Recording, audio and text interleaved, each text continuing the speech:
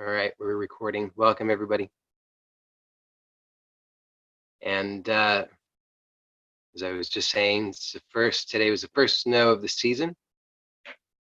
So winter is here where I live. Maybe not where you live. Depends where you live. And today I want to talk about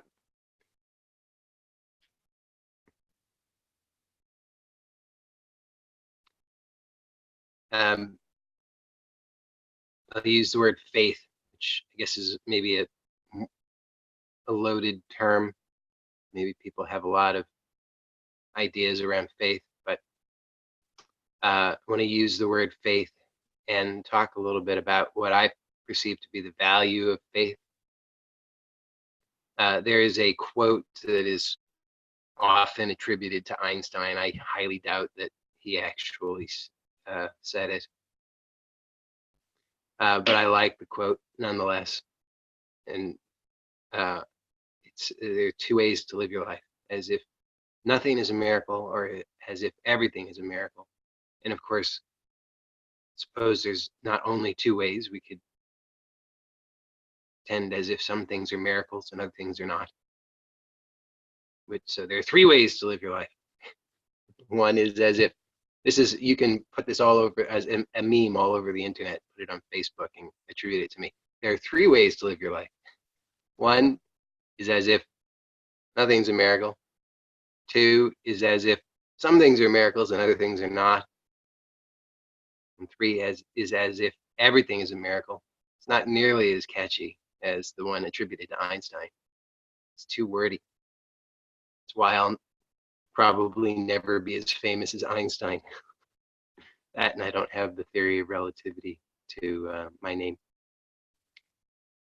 But the reason I'm bringing this up is that we want change. I think that's a pretty fair statement. We want change. We want change in a particular direction that we consider to be positive change. So we perceive that we are in bondage in some way, and we want change so that we perceive ourselves to be free. If you disagree with that, then you may leave.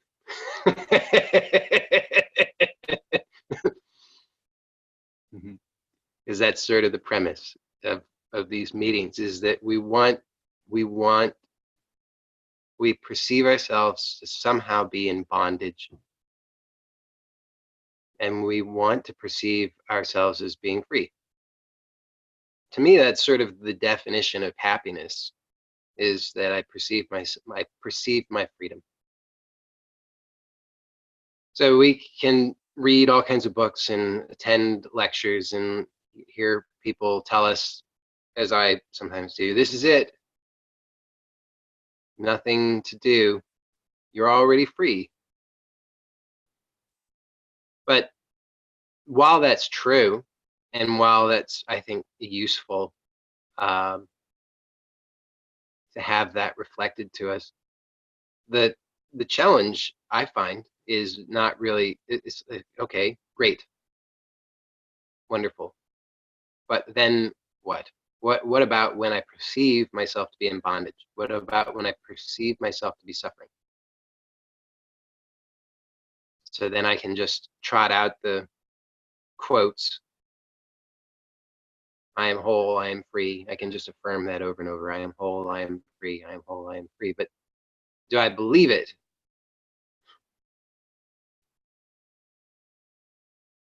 And so this is why I feel like faith is so valuable, is because faith has this quality to it that is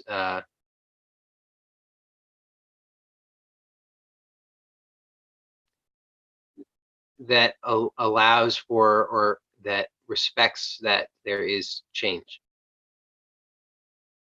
So if I say, I am already free, this is true.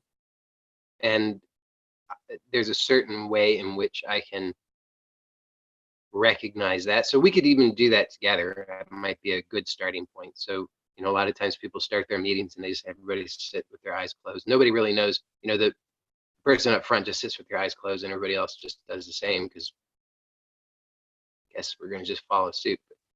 I don't usually do that, but it might be useful. I often forget about this.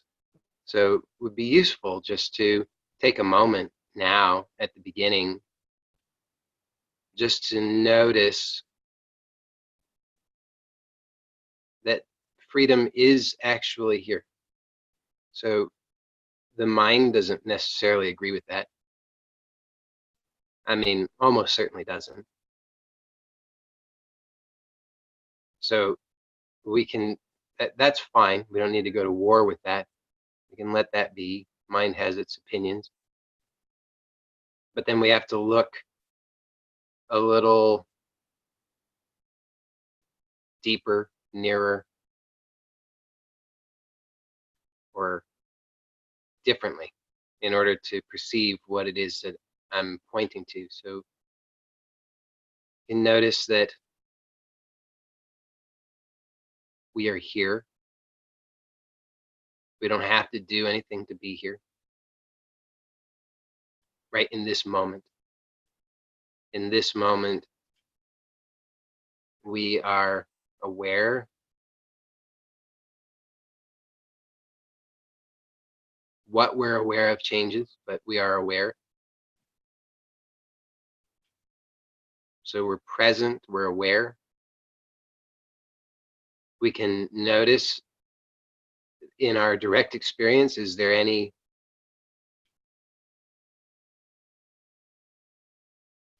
distance between how I know myself to be and this present awareness?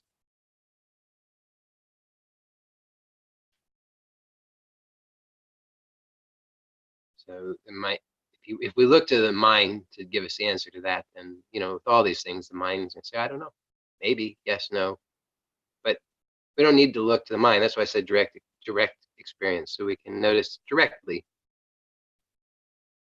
not thinking about it.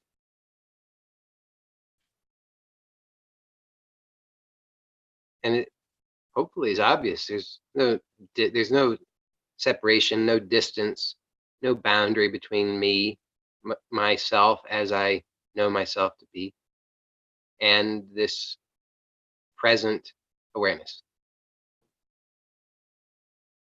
And then I can also explore further, is there any beginning or end to this indirect experience? So I can just explore in my direct experience, do I find any beginning or end to this present awareness? The only objection that we could come up with would be a thought, but apart from thought, I don't find any possible objection. So if people are unclear on that or struggle with that at all, we can explore that together in just a moment after I give my little spiel. But that, to me, that's the starting point. That's essential. We want to be able to recognize this freedom. This freedom is always here, and we can check in any moment, and we can notice that this is true.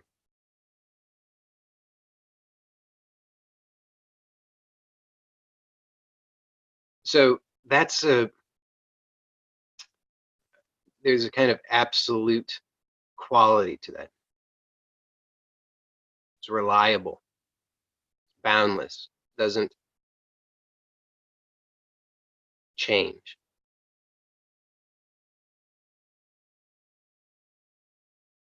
So that's wonderful. And then there's this change that's happening, right? I mean, there's a sense of my life this body, my relationships, my finances, my career, my house. And this is changing, right? My feelings, my emotions, my thoughts, it's all changing. And this is what we want. You know, we want change and we fear change. If you disagree with this, we can explore that because that might be useful. So I'm not like the final authority in all things. I'm just sharing my experience. But we want change, but we only want certain kind of change.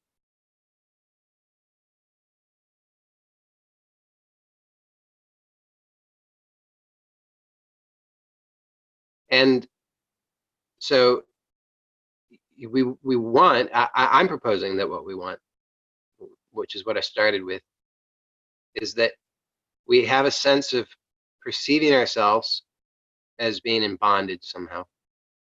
And even though we can, in a moment, pause and inquire directly and notice this intimate freedom that's here,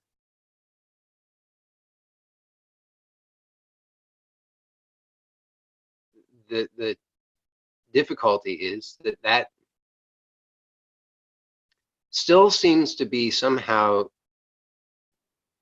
even though we can check and we can find out that it is not separate, it's very, very intimate. Somehow then in the next second it seems like it's separate, because then we're back to my life, my problems, and all this change that's going in the wrong direction.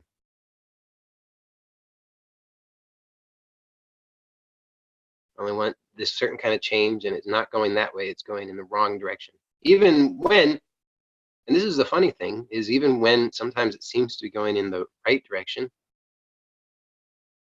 and I become fearful that that's not good either.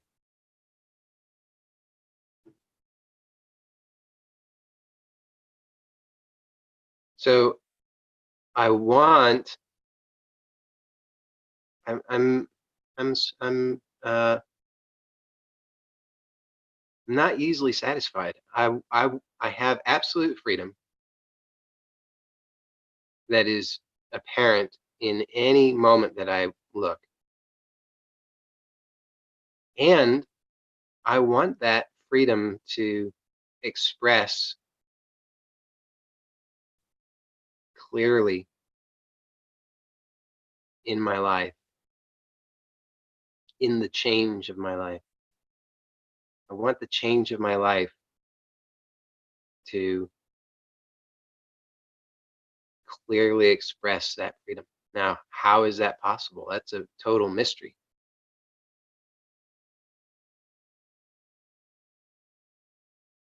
But what I notice is that sometimes people have this very, I think it's a very key insight. Like I said, I think it's the foundation, is to first recognize this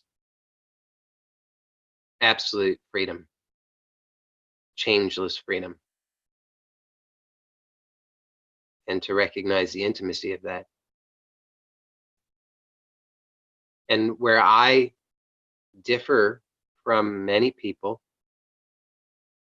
is that many people then proclaim that we should, that everything else is a lie, everything else is suffering. And so we should just, in a sense, retreat into absolute freedom.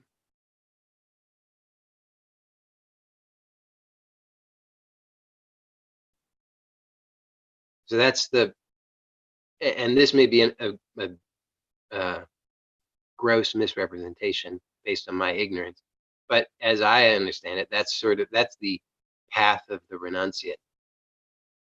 I'm going to renounce the world renounce my life, renounce my personal identity, renounce my family, renounce my home, my career, my anything, and retreat into this absolute freedom.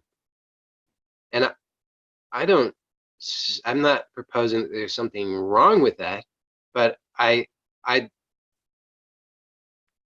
don't find that that is effective for those of us who are not actually renunciates.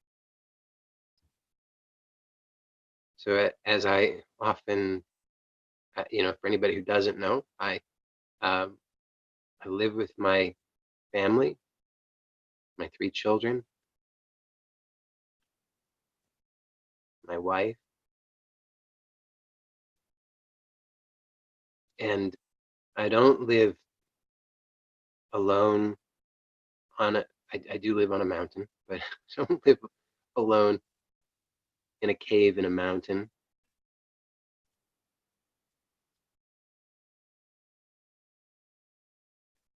And neither do you. So I just don't find that advice of just retreat into absolute freedom works very well for those of us who are living in the world. I think that it is I think it is a foundation. I think it's essential. I've said that and I'll say it again.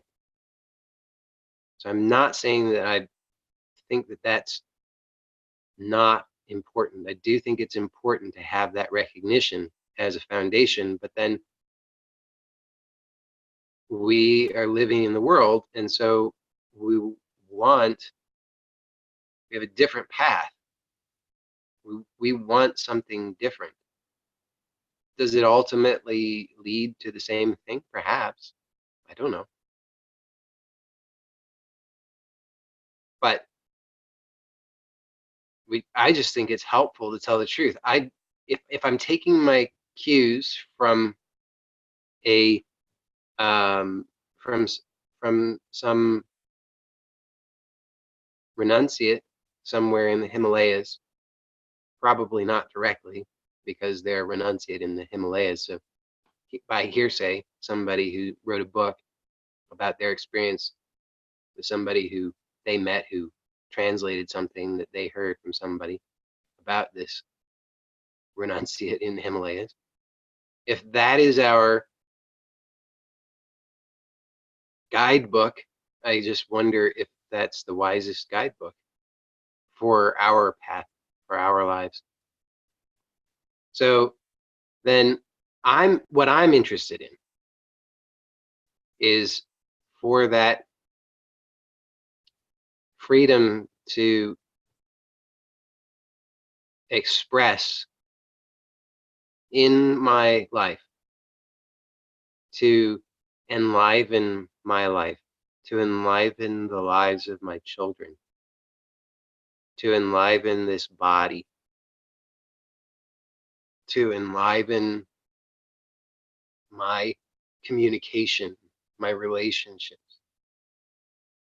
to enliven my thoughts, to enliven my feelings.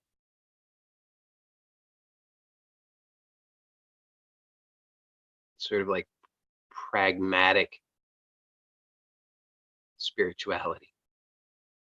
I want it to, not because my life is primary, because I can recognize that this absolute freedom is what gives rise to my life.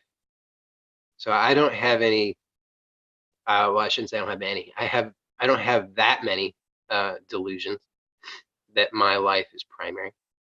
I do by and large recognize that my life springs forth from this freedom, from this unmanifest. But I want for my life to reflect that. And so, given that my life is a life of change, and this is all very long-winded, but I'll come back to faith. So, what is the value of faith? So I don't need faith to recognize wholeness, freedom that's present, that I am one with. So as I've already said many times, I'll say it again. This is the foundation. It's very, very important. Without this, then I'm just like a chicken running around with his head cut off. So this is the ground, the foundation. And I don't need faith for this. This is not a faith-based thing. This is intimately accessible. Every one of us can know this. We don't have to believe it. We can just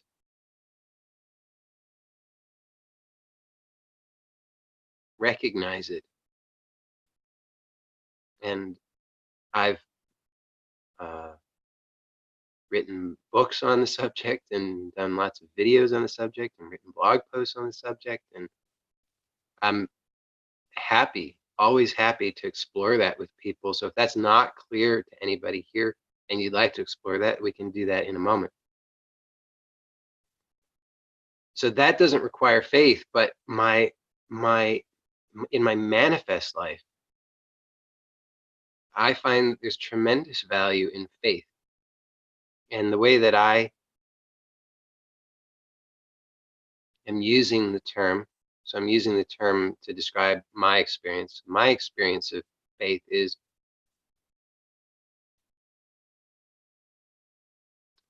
that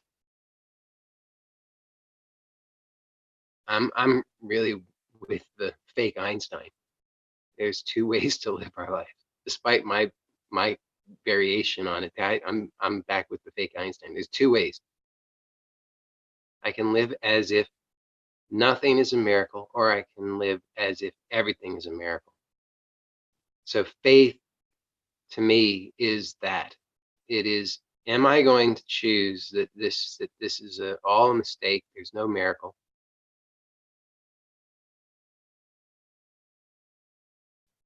Or am I going to choose faith, which is, this is a miracle, not a mistake? I like this expression. It's like, it's a good, I'm assuming it's an American expression.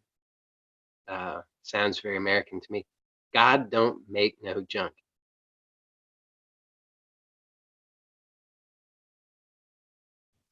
So for anybody who's not American and needs me to translate that, it just means, like I said, that everything is a miracle.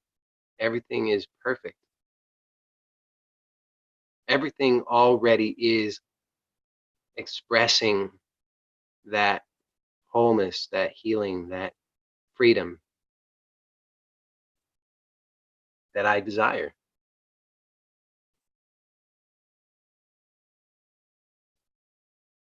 So to me, this is so important because, as I said, to me, this is the vehicle for the manifestation of the conscious manifestation of that freedom, wholeness that I'm desiring. And what do I mean by that? I mean that if I take the attitude of there are no miracles, this is a mistake, this shouldn't be, this is a problem, what am I going to do?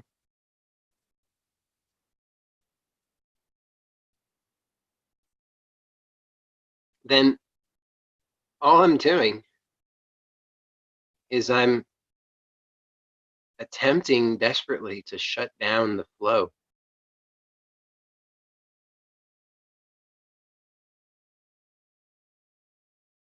So I've been given all of this energy.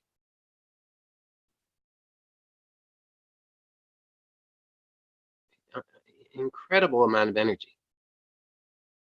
And then I use that energy trying to shut down the flow of energy.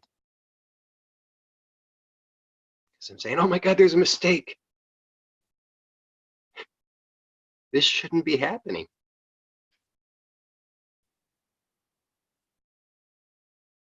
So I have, so you know, in the manifestation,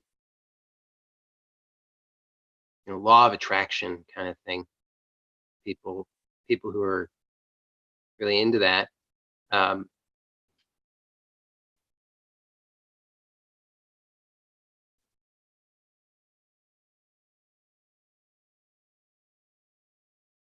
there's this sense that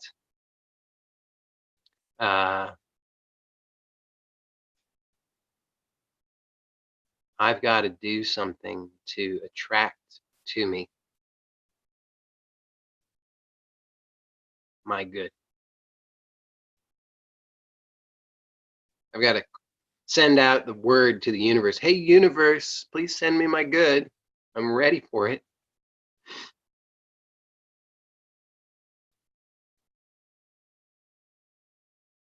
And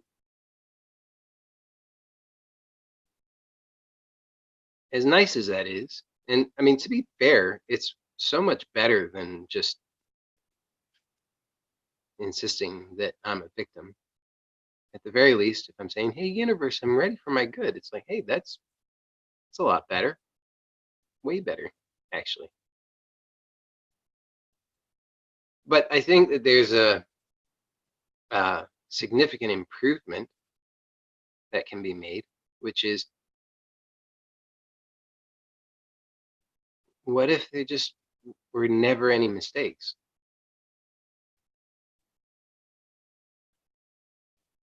What if everything that has ever happened, everything that is happening, everything that ever will happen is already perfect, already perfectly expressing that which we actually desire? So I'm sure that we have, if we looked at our lives, we could see plenty of these things. You know, another English expression. This is not an American expression, I don't think, but it's an English expression. Uh, Hindsight is 20/20. Getting some furrowed brows there. Hindsight is 20/20. So 20/20 just means perfect vision, and hindsight just meaning, you know, when we look back, we look back on our lives, we see things more clearly. So in the moment, we get all worked up about something, and then later on, hopefully,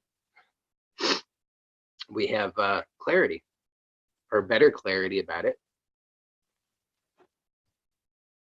So I'm sure we have plenty of things that we could look back on our lives and we can see with greater clarity. Like, I've given examples in the past.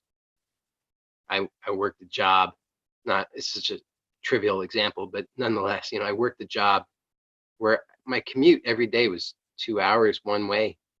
It was horrible. It was only 16 miles away, but it was in Los Angeles, so traffic is just unbelievable. And I was laid off, and I was so upset.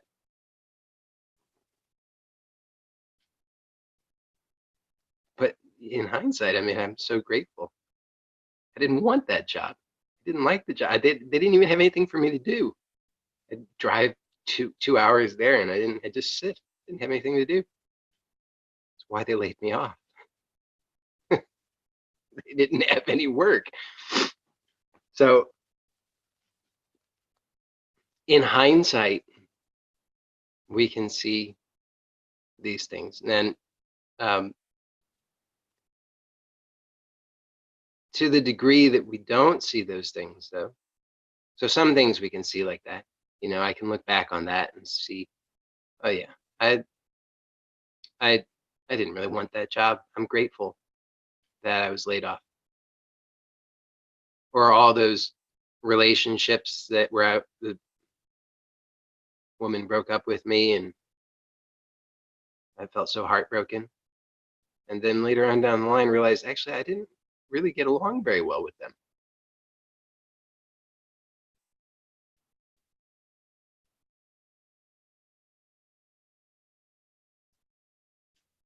So some of those are easier to see, but then some of those um, we still cling to years later, still telling these stories. Like I've been amazed sometimes to notice the stories that I still tell about things. How I was victimized by some event, some person.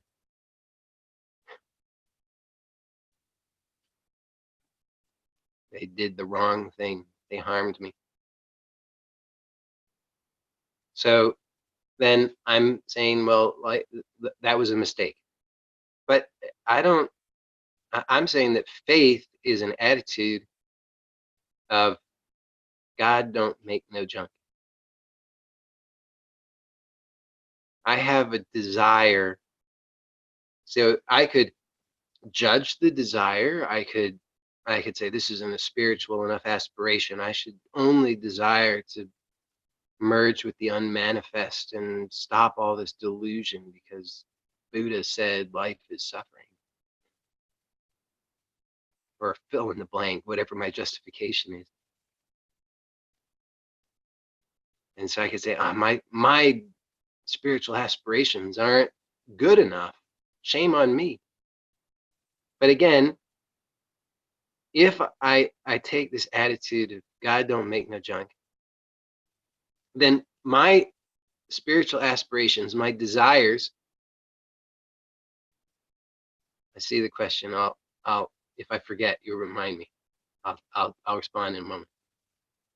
Uh, if but my aspirations, my desires are also included, then rather than judging them as not good enough, as junk, as mistakes, as bad, as shameful, wrong,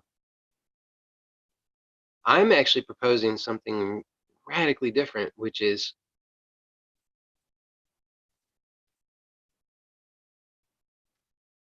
everything that happens, everything that seems to happen outside of me, everything that seems to happen to me, everything that seems to happen within me, everything that seems to happen for me, and everything that seems to happen against me, all of it, everything is a divine expression of that wholeness, that freedom. And it is, rather than wrestling with it, rather than trying to figure it out, rather than fighting with it, rather than judging it, rather than mindlessly indulge in it, if I just allow it, just give it space to be,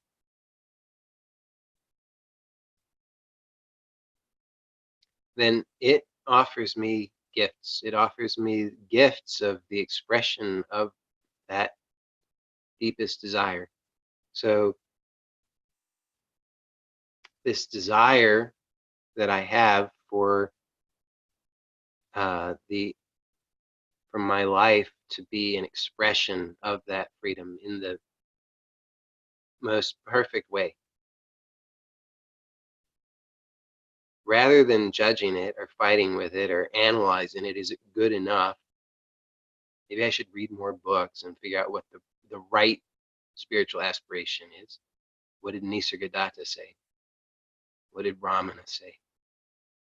What does the Dalai Lama say? Rather than all of that, I'm proposing. I come from we have I come from my on my father's side. I think it would be fair. I don't know if it's the proper term. Well, uh, Pentecostal Christians. So the premise is actually that my father is not one, by the way, but buck stopped with him. But his parents, we're talking about snake handling, rolling in the aisles, speaking in tongues. And what's interesting about this is that unlike Catholicism, for example, in this brand of Christianity, one of the fundamental properties is that we each have a direct connection to the divine. It's not mediated by some kind of organization. So I'm disclosing I've got some of that in my blood. And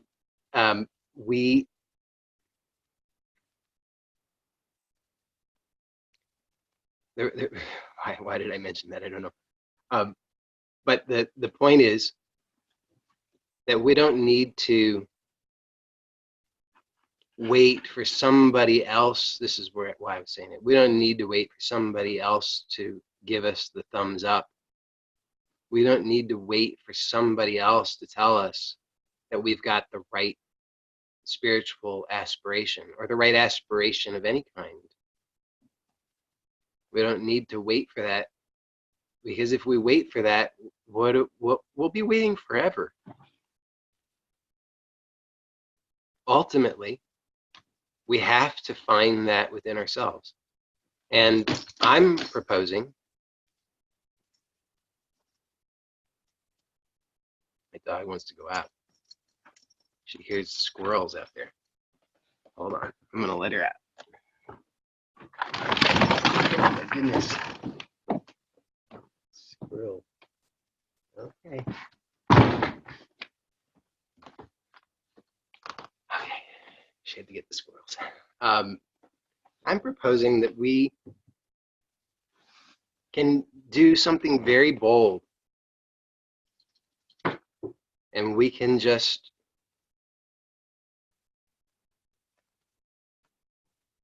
trust that we are actually already given everything needed,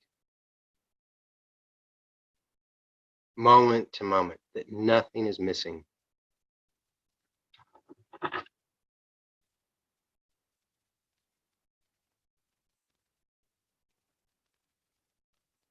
And to me, this is faith. So I don't have to know. I don't have to know. I mean, and this isn't all that, I say it's radically different in some ways, but actually it's not all that different from what a lot of other people say anyway. Even these hardliners who say there's no self, there's just this. It's kind of the same thing in a way. It's just I don't feel the compulsion to omit the personal. The personal isn't the ultimate.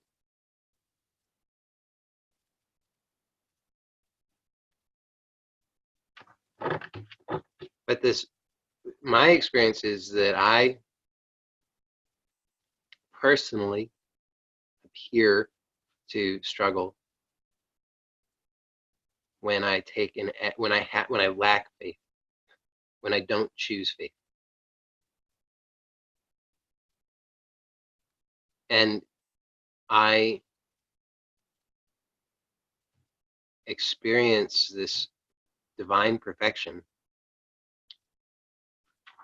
whenever I choose faith. So the question, I'm going to have to go over to another screen to read it here, but the question was, how do we surrender to that miracle? Okay. So how do we surrender to that miracle? And now my dog wants in. I'm gonna let her in. She didn't get the squirrels. Now she wants back in. It's cold out there. Come on.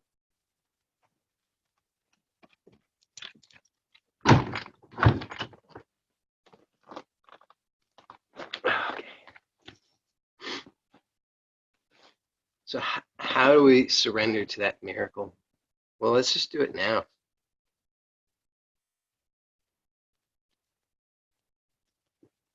And then we can talk about how do you do it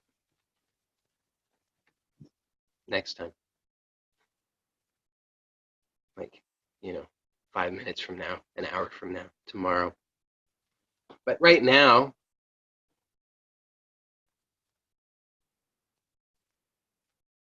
I would say just notice. I mean, we can do it, as I said, do it together. We can just notice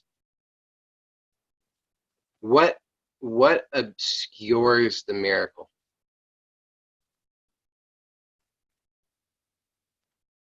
Isn't it just my focus? If I'm just focused on this is a problem, what do I do? Then it seems to obscure the miracle. So how do I notice the miracle? Well, it seems to me like if I look anywhere else, then the miracle is obvious. And then the miracle is obvious there too. So like, just look outside. Look out through the window. If there's no window available, then just look at the wall. And just notice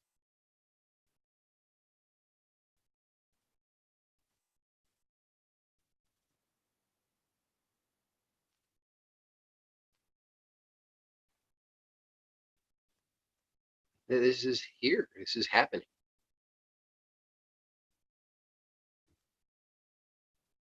So what are you going to do about it?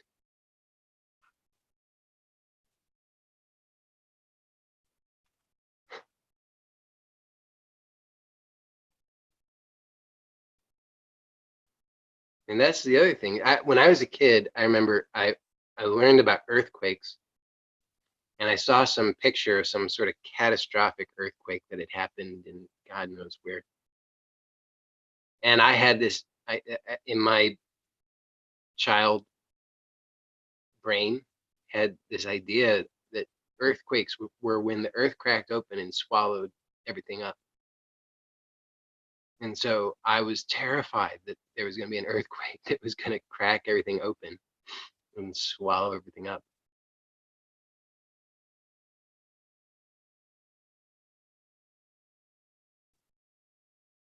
But it kind of does happen. Not in exactly the way that I imagined, but these sorts of things happen.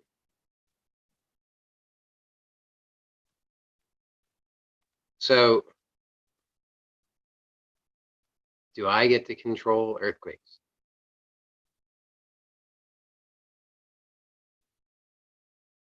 Do you get to control earthquakes? If you get to control earthquakes, please let me know. Because maybe we could turn that into a profitable business.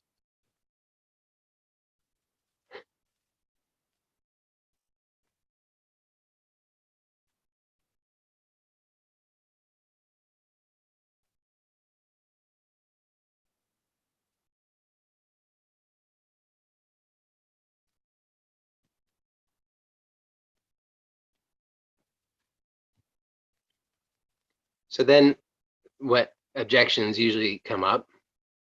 Well, I don't feel any different. So what?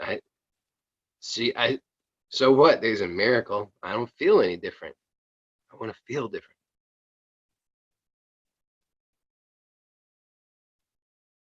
Because isn't that really the only criteria that we have is if things are going well or not, it's just how we feel. And then we've got a subset of feelings that are, we've determined these are the good feelings. These feelings mean I'm doing it right. I'm succeeding. Everything's going well. And then we've got a subset of feelings that mean, oh no, it's all going badly. And if we have bad feelings, some of those bad feelings for long enough, we say, oh, it's really bad, hopeless.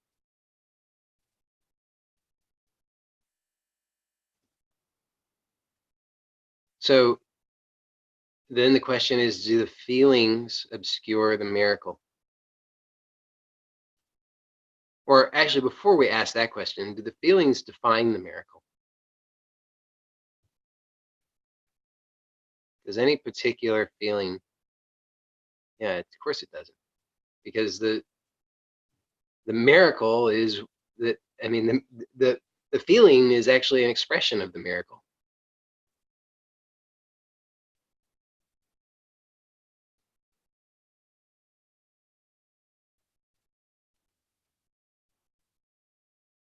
That the feeling is even here is an expression of the miracle.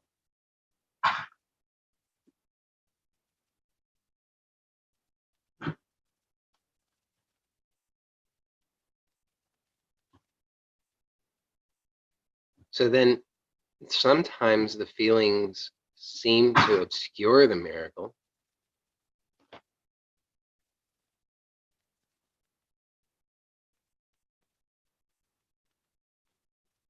And what I'm actually proposing is that the feelings themselves are just pure energy. So it's not even the feeling that obscures anything. It's just, once again, our focus back on some interpretation of it, and then our resistance, armoring, clenching, protecting. Oh no, not this feeling again. Got to protect myself.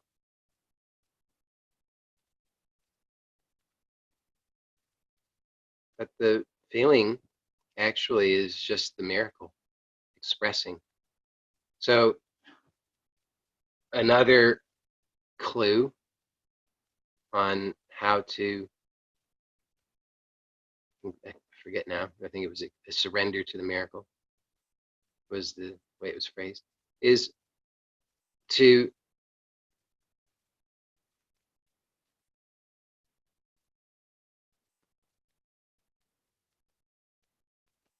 well, the thing is, it also requires faith. But I'll say this part and then I'll come back to the faith part again. But it's to recognize the purity of the experience. So that, like I said earlier, we're given all this energy, so much energy. And then we use that energy trying to shut down the flow of energy.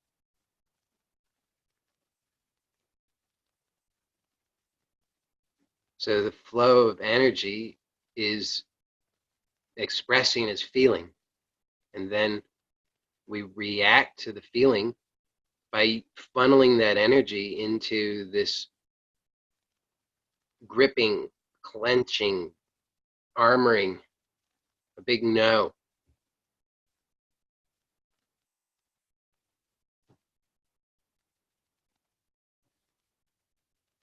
So to surrender to the miracle would be stop doing that. So so then you want to know, how do I do that? Well, I mean, how do you, so if you have something in your fist and you say, how do I let go of this? It's like, well, let go. And you say, well, I need steps. Okay, step 1, release that finger. Step 2, release that finger. Step 3, release that finger. Oh, what do I do? Okay, release that finger. And then you say, but now what? So, will you let go? Oh, but I don't feel good. So then you want to go back to this.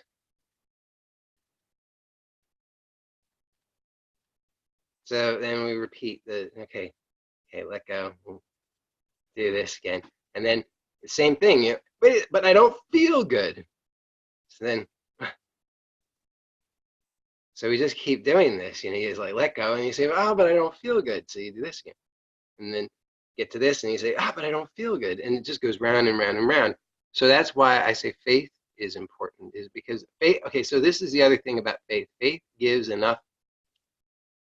So I said at the beginning, faith respects change. Faith also respects time. So we don't need faith for timeless absolute freedom. It's directly, immediately available. All we have to do is just tune into it. Here it is. But within the appearance of time in our lives, faith is useful because faith is respectful of time. So we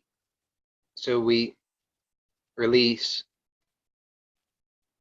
and then because our tendency is we want to go right back to the same thing. It's familiar, it's painful, we don't like it, it's horrible. We work our whole lives to change it, but then we want to go right back to it.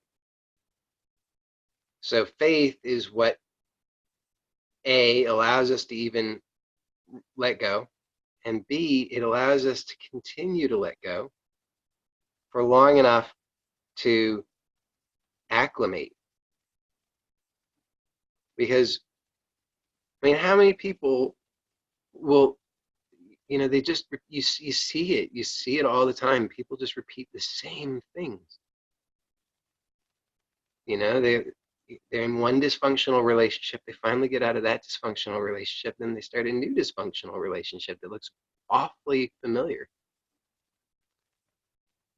Or they had, one terrible job with one terrible boss, and then they get fired from that, and they go to another job that's very similar.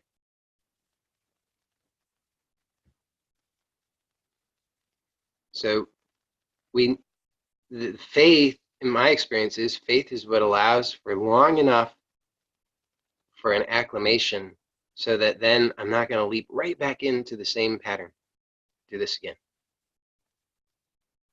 Because, and as some of you know, I offer a somatic training, and one of the things in the somatic work is exactly that. We've got this in our bodies.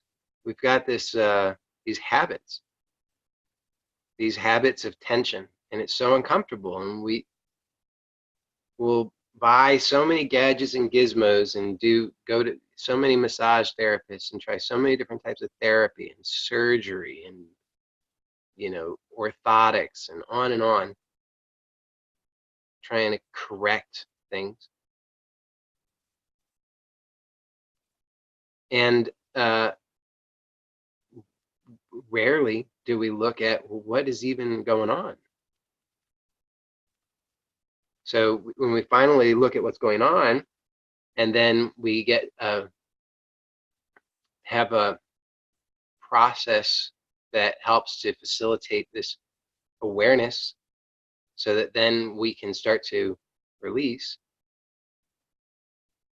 What we need is not just, so you can get a massage from a skilled massage therapist who may offer you temporary relief from some symptoms. But then what happens? The next day, you're right back to the same thing. Why? Because you're unconsciously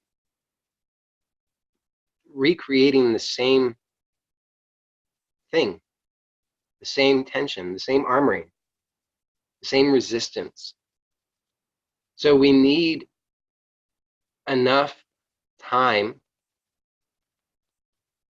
to acclimate. It doesn't require all that much time. I think it just requires, there's two ingredients: awareness and time. And the time required is not very large. But if we have those two ingredients, awareness and time, then, and so this is true in the somatic work within the physical body. It's also true at all levels in my experience. So if I'm in the habit of reacting in certain ways in my relationships with people, I need the awareness to recognize it, and then I need the time to acclimate. I need the will. Okay, three ingredients: awareness, will, and time. So awareness is necessary, because without that, I don't know what I'm doing. And then I need the will to stop doing, and then time to acclimate. So I need the awareness to know what it is I'm doing. Then I need the will to stop doing that. So okay, so when this person gives me that look, I tense up inwardly in a particular way, and then I feel that energy rising up, and then out of habit I shout out some expletives. So I need the awareness to recognize that. I need the will to not do it. And then I need time, because what happens is because I can tell you this from experience, because I've done this many times. So if I'm there and I'm experiencing this trigger, and there's this reactivity that's surfacing, okay, the until I have sufficient awareness, all I can do is either indulge it or try to suppress it. Either way, I'm using energy. I've got all this energy, but I'm using the energy trying to manage the energy. And so I have to have the awareness. Once I have the awareness, then I have to have the will to choose something different. So I'm feeling triggered, feel this surge of energy. There's that reactivity there, the compulsion. I have to choose, I have to have the will not to. Because there it is, the habit's there. It's like, pick up the armor, pick up the weapons, start cutting off heads. And I have to choose not to. It's different from indulging, which would be cutting off heads, and it's different from suppressing, which is squeeze it down. It's neither. It's just allow this flow to happen. So this requires faith. Because otherwise, my brain is telling me this is a horrible life or death situation. You got to do something. It's urgent. So I have to have that faith that, okay, there is another possibility. There actually, life is not all bad. Actually, nothing is not a mistake. So then I can choose.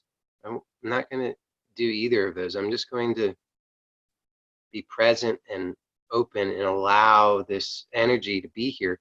And then the third ingredient is time, because what I've noticed over and over and over is that if I don't give it enough time,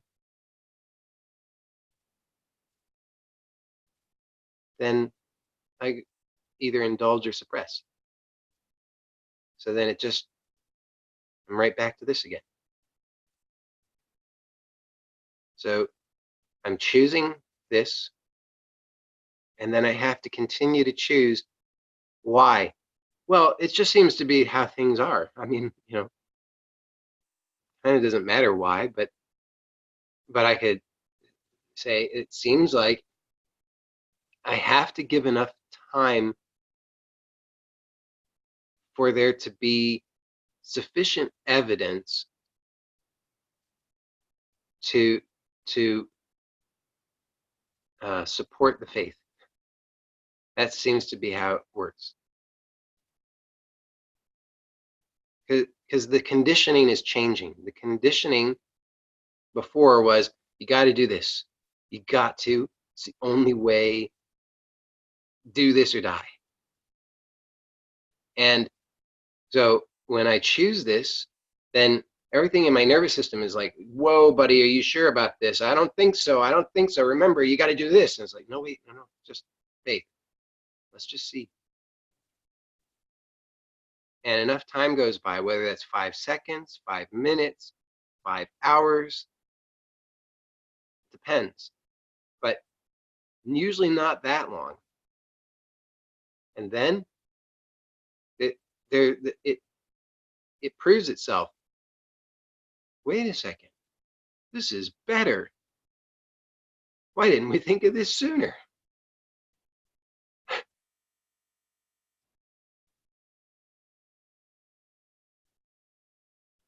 Because if it requires 5 seconds and I only wait 4 seconds and then I say, I've had enough. Okay, well, I didn't learn anything, nothing changed. Have to wait the full 5 seconds. Have to wait until it just becomes clear. Oh yeah, this is better. And that requires faith. It's why I often say it's so useful to tell the truth, because to me, telling the truth facilitates faith. Because if I tell the truth, what is it that I'm telling the truth about? I'm telling the truth that what I've habitually done has been miserable. The attitude of everything is a mistake, and my life is a mistake, and I'm a mistake, and my experiences are mistakes, and my feelings are mistakes, and I'm a victim, and it's a hostile universe, and I gotta protect, is a miserable way to live. When I tell the truth about that, and I just really recognize that everything that I've done trying to solve the problem has only reinforced the problem, then finally I'm in a position to choose faith. Then I can say, okay, my way has not worked so well. So instead of insisting on, because I only know this one way, I am a creature of habit. It's the only way I know.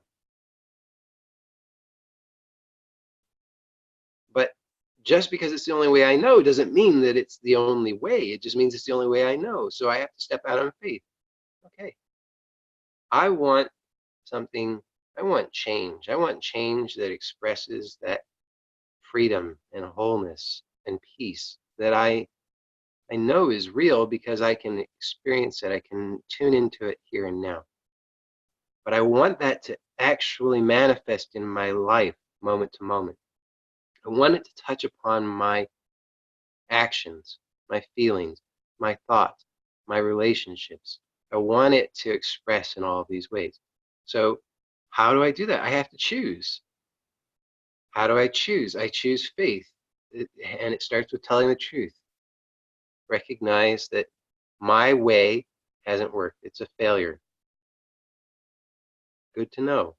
It's like another quote, it's the Edison quote. I didn't fail. What is it? I didn't,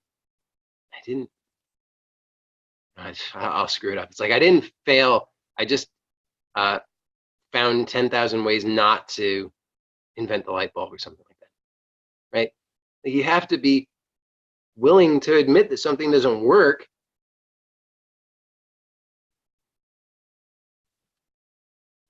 If you want something that works and you're just doing the same thing that doesn't work, you got to be willing to just say, okay, that doesn't work.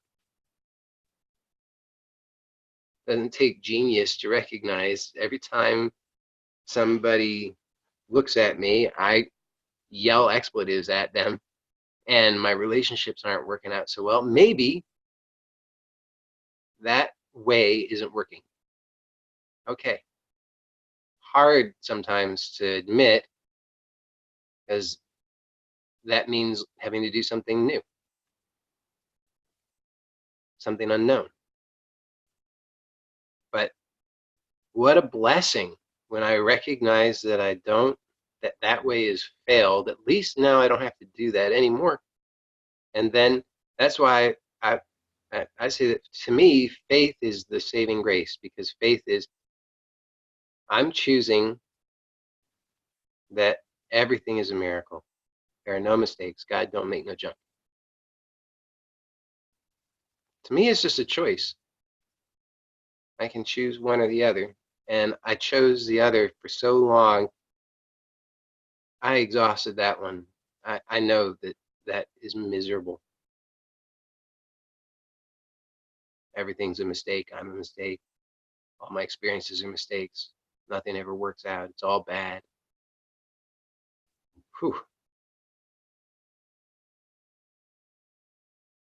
And then ultimately, who even cares? Let's say that I'm wrong. Let's say that not everything is a miracle. I'm pretty sure I'm right about that. But let's just say I'm wrong. It doesn't even matter. It's just, it's a better way. Sort of like Newtonian physics doesn't have to be the absolute truth. It's just a better way to build a roller coaster. If you want to build a roller coaster, please use Newtonian physics. It works. It doesn't matter if it's the absolute truth. And so faith, whether it's the absolute truth or not, actually it just works. So we could also view it as a technology. That's not a bad way to view it. It's like, it's just a technology. You don't have to believe that your cell phone is the absolute truth. It just works. You don't have to believe that the internet is the truth. It just works. It's technology. So you can also view faith as just a technology. It's just a technology, just a better technology. It's better than nothing. Everything's a mistake. Nothing ever works out. Everything's bad. Faith is a better technology.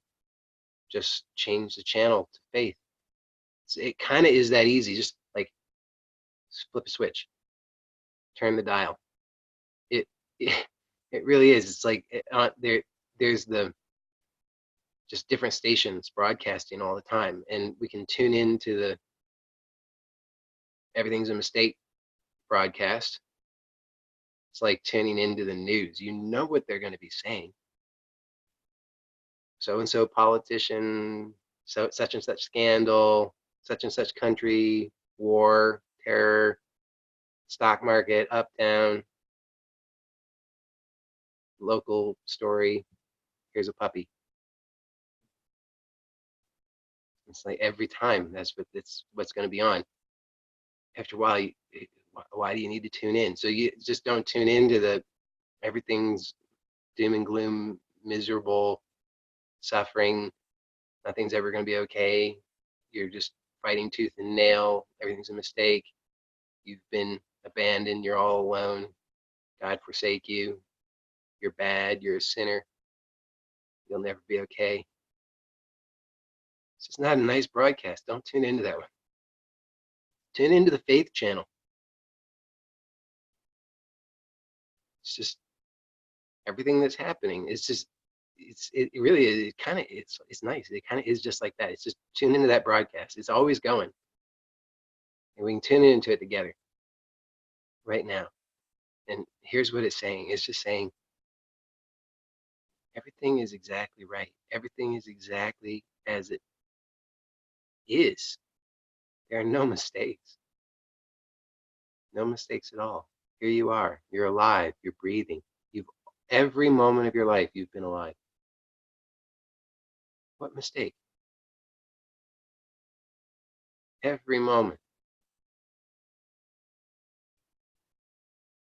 So then what am I going to choose? I'm going to choose the one that's just a lie that says that nothing's enough. And clearly it is enough, because if it, by definition, if it wasn't enough, we wouldn't be here anymore. By definition.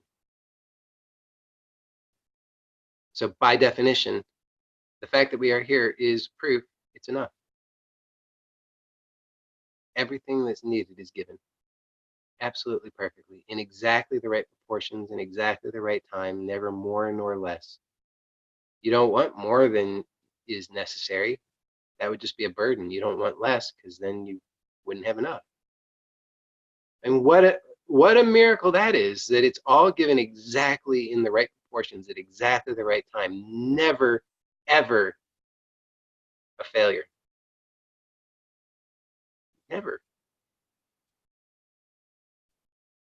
So if we can see that that's true,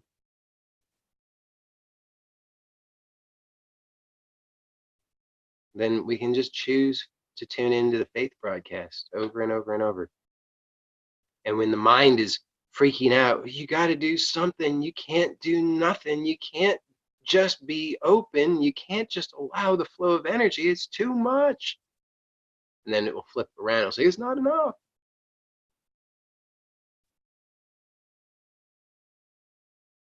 Why bother tuning into that?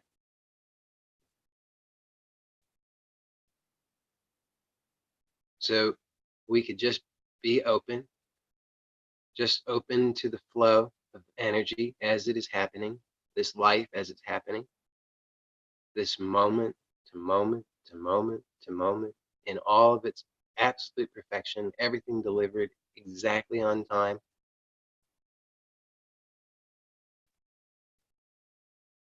And whatever happens, we could receive it as a gift. Because I know a lot of stuff that happens.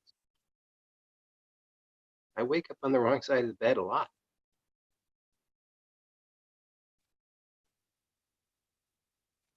But it's always perfect. It's always a miracle. Every time it happens, I mean, I just saying thank you is so nice. Thank you. Thank you for this too. Thank you for this gift. Because I had no idea I was still being burdened by this. I had no idea I was still hanging on to this idea or this conditioning or this misery. What a miracle. What a gift to be unburdened. I've been talking a lot. I'll say one more thing and then I'll open it up in case anybody wants to share, which is that it's a cliche, but it really is true. Healing is revealing. It's the revealing of the wholeness that's inherent. And so everything, my experience is that everything that happens, all I have to do is just be open to it, and it is revealing. It's not necessarily what I thought I wanted to see, but if I just am open to it, I get a much greater gift than I thought I wanted. Because I get what I really want, which is the expression of that wholeness and that freedom made manifest in my life through my experience, through my body, mind, through my relationship. And that's all I'm going to say for now. Thank you for tuning into Faith Broadcast. Joey, Yeah. I've got a couple of little questions. Yeah. Your American saying, was it God don't make no junk? Yeah. Okay, right. Just didn't get the last word. Mm-hmm. And the three ingredients, the awareness, the willingness, the time. Yeah. And the faith. Yeah. Is that 4 ingredients then? Probably. Depends how you figure it. Yeah. Can you just say something that I would have thought there may be a 5th ingredient? Oh, it might be. Yeah. What would that Well, would courage come into that at all? Or do you not need courage to have faith? be? I would, yeah, I would. So, in the spirit of what I said earlier about you get to be your own, how do I say this? You don't need anybody or anything to mediate your experience and or that authority. And so so for you, whatever is true. And if for you courage is a fifth ingredient, then for you it is absolutely a fifth ingredient. My commentary on it is that I find that courage and faith are one and the same.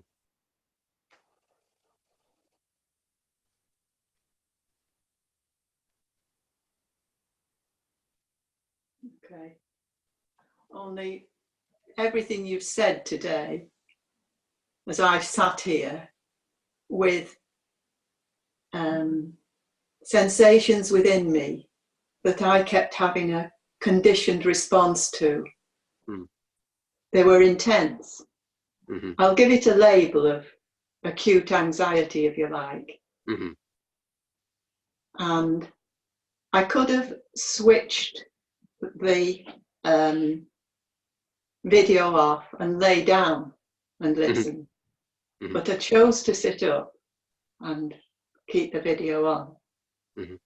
And so the acute anxiety was, I just kept wanting to be open to it, and yet I knew there was a lot of resistance there because it seemed more than I could bear, although I appreciate I was still breathing and I was bearing it, although my mind wanted to tell me otherwise. Yeah.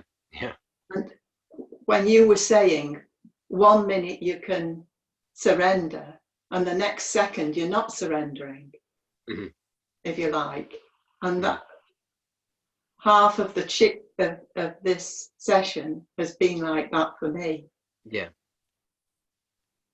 Not wanting to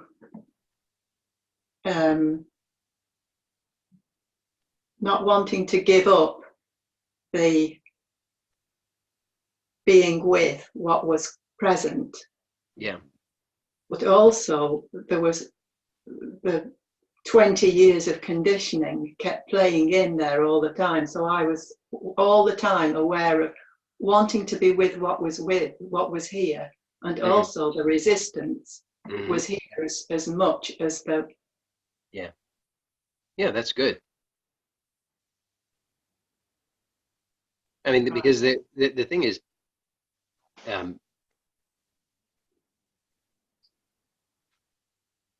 so but to me that took courage. Oh yeah, right. Did you see what I mean? To stay with...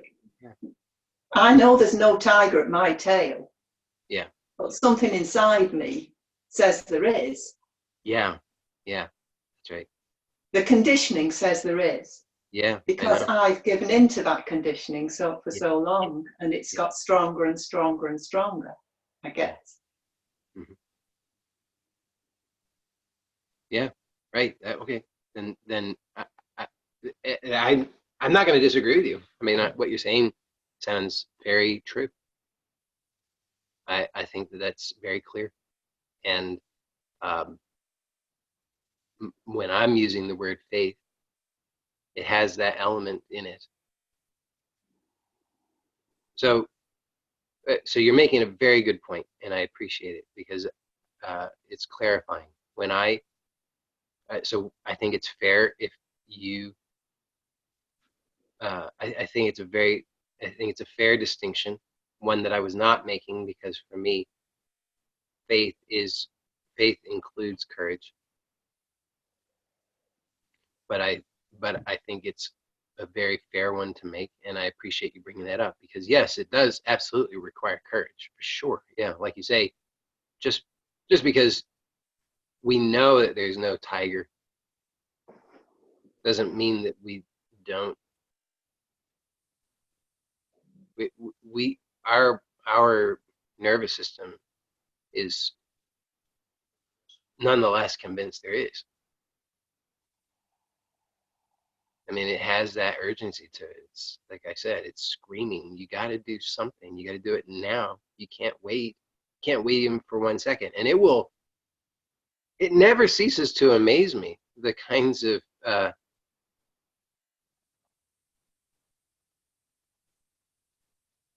the bizarre nature of the experience. Because it, just as you say, even though on a certain level, and this is why it requires awareness, because without sufficient awareness, we don't even know that we don't even recognize what's going on. I mean, I used to be so absolutely terrified of the most insane things that were there was nothing there. You know, I was afraid of numbers. I was afraid of thoughts. I was afraid of what not even what I would eat. I was afraid of what other people would eat. I was afraid of all kinds of things, just completely insane.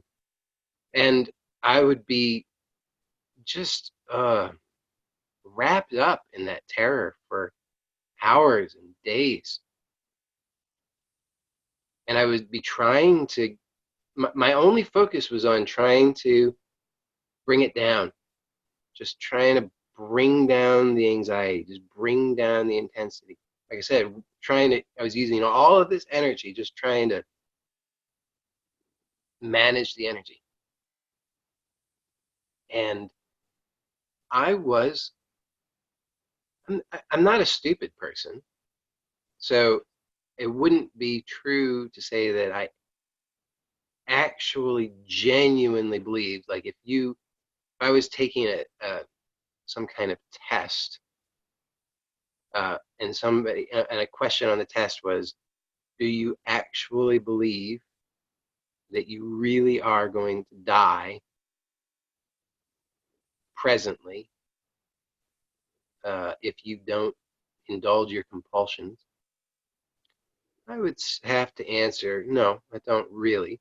Somebody, if there was a question on the test, do you honestly believe that there's some kind of invisible, sneaky person in your apartment who's poisoning your water? No, I don't actually believe that. But the intensity of the experience was so high, and my awareness was so low that all I could do is react. All I could do is squander all that energy trying to manage the energy. And so I was suffering. And so that's why that awareness is so key, because without the awareness, we don't have any. Well, without the awareness, the only thing that can help us is some sort of divine intervention, which does happen for people sometimes. But I'm not.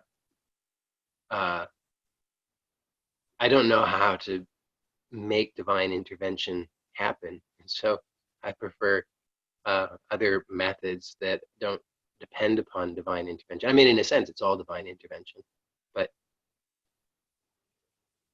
the more methodical approach I prefer, just because it seems more repeatable. And so awareness, how do we do that? Slow down. We can do certain things like breathing can be helpful. So, I mean, breathing is always helpful, but we can tune in to the breath, allow the breath to be more gentle. So just making certain changes to the state of the nervous system can be very helpful to help to give the space, and then to give direction, point, okay, now look here, what do you see?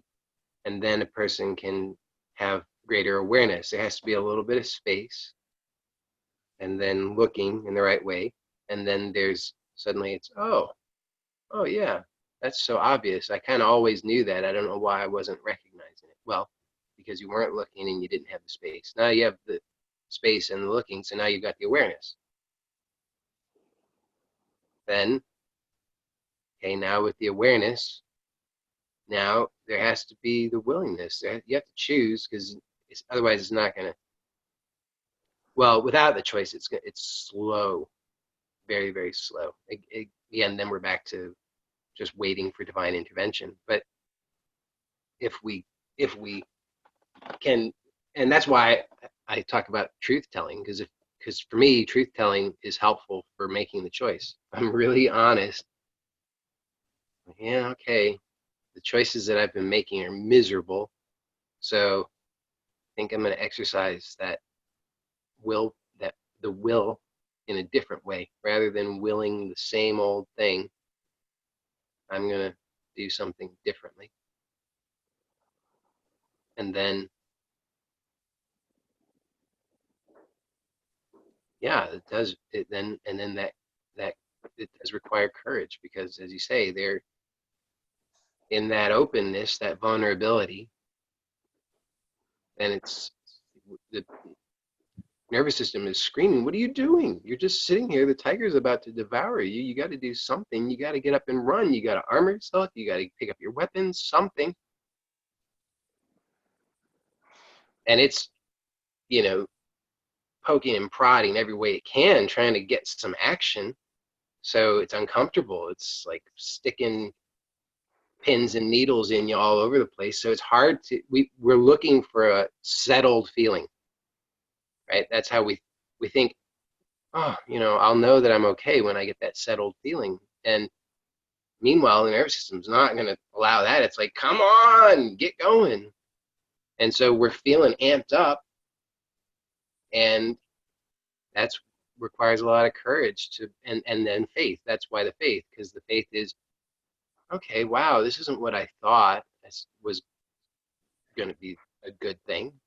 I thought that this peaceful, settled feeling that I was striving for was the good thing, but that would be the resolution. This is not at all what I expected or what I thought I wanted. But I have to choose faith because I've just seen that the old way doesn't work. So I don't want to do that. So even though I'm all amped up and I'm feeling real wired and weird, I'm going to just keep choosing this. And then time allows for the acclimation and something shifts and the nervous system says, oh, huh, that's weird. I don't know what just happened, but something's different now. But also, don't you have to be aware of, say, don't you have to be in awareness? I'm also aware of all that tightness and tension. And so, because of the work I've done with you before, we're allowed to, I see that you can soften, keep softening as much as possible. It helps. It helps, but in fact, it didn't make a difference to the intensity. Yeah. Because I was still in that conditioned response of wanting it to change. Yeah. I was staying with it, but I was wanting it to be different. Yeah. And well, that is the problem, isn't it? Wanting it to be different. Yeah. Well, yes and but no. How do you uncondition that? Decondition it? Oh, yeah, but here's the thing is, I mean, okay, so a couple of things. I mean, one, you are, I know this because I know, you're participating in several programs with me. So I know that you're stirring up a lot. And so, the more you can just lean on faith, the better, because everything that you think is being, it's just, it kind of goes out the window because there's so much rapid change occurring. So if you go looking for what you think, you thought you knew something, right? You learned some things, you applied them, you had experiences that seemed repeatable, you seemed to get benefits. And so now you say, oh, now I know, which was useful to a point. But then now you're saying, I'm all in, and I'm kind of done with the, kind of ultimately, it's like I'm done with trying to fix myself. I'm just done with trying to get it right. done with constantly trying to achieve something, done with all of the burden of that. So then you just plunge in. And so then so really it's like everything that you've learned, it's not that it's suddenly completely invalid. It's all useful. It's all still true, but it's a matter of degree. And so my experience is just a deeper surrender. And that's why I'm talking about faith, is because you can look at your life and you can see, okay, what was I was trying to fix it. I was trying to get it all right. And what was that achieving? I wasn't really satisfied with that. And in truth, I suspect that you'll agree with this. When you've had moments of real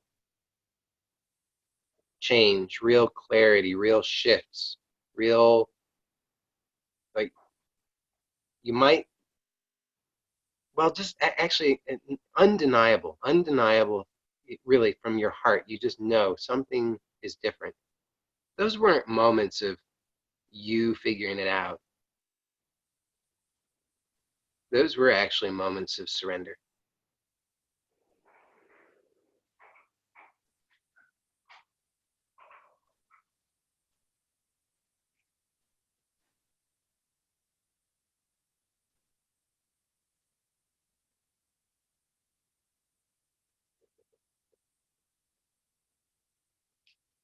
Yeah.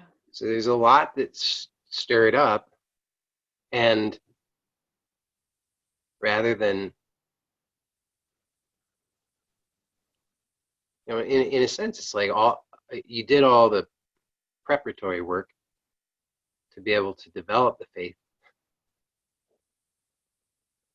and then you just sort of, you get to this point and you can just kind of turn it over.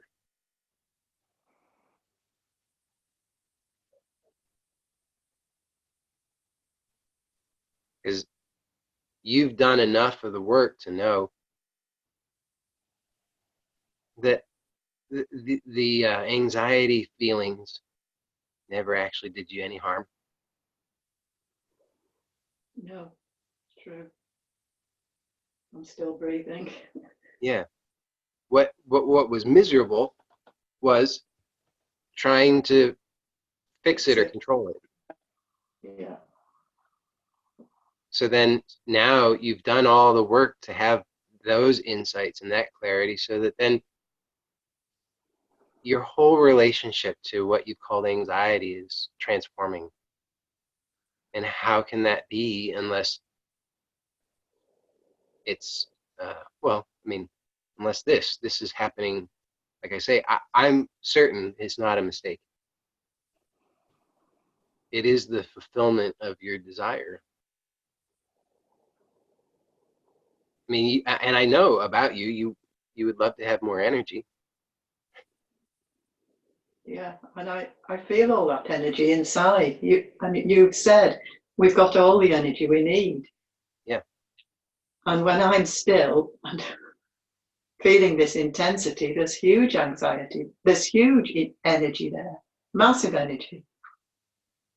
And so the more I can allow it to be as it is, I presume it will free it up without me, armoring, as you say, or tensing.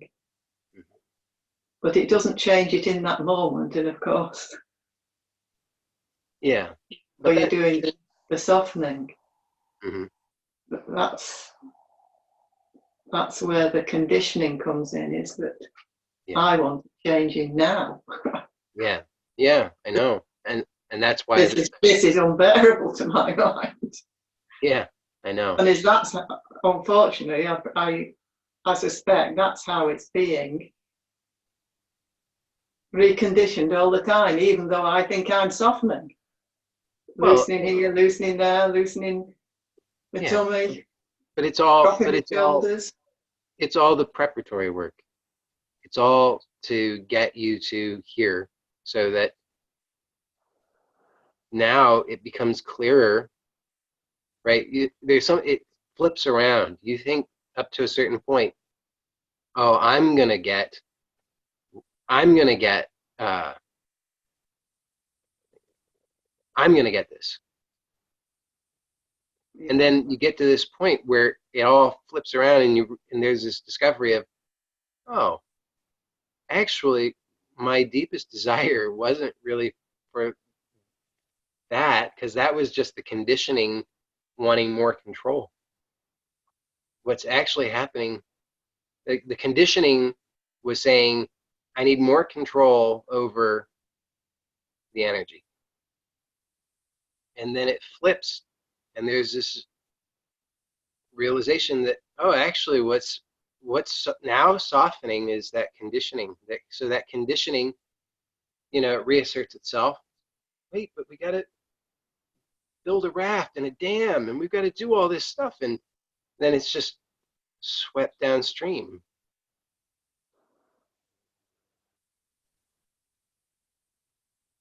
Right, so I'm in this. What I see now, it's time. It's that third ingredient that you said that I need to honor is the time. Yeah. So, okay. Right, thank you. Yeah, thank you. Thank you. Thank you. And I wasn't. You are aware? Are you aware that this? Yes. These aren't.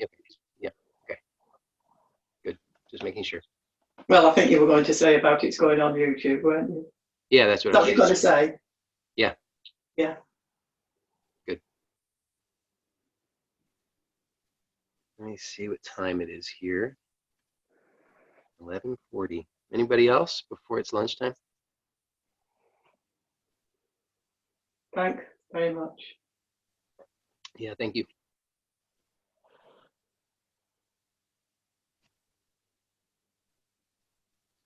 All right. Thank you, everybody. See you all next time. Bye for now.